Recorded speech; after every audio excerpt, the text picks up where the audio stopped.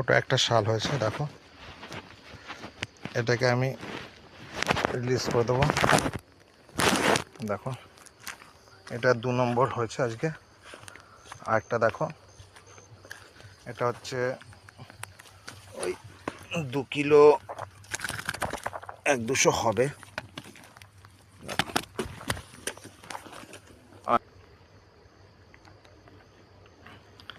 এই হচ্ছে দেখো লুটটা, একবার শুধু দেখো, খুব সফট, খুব সফট। দেখো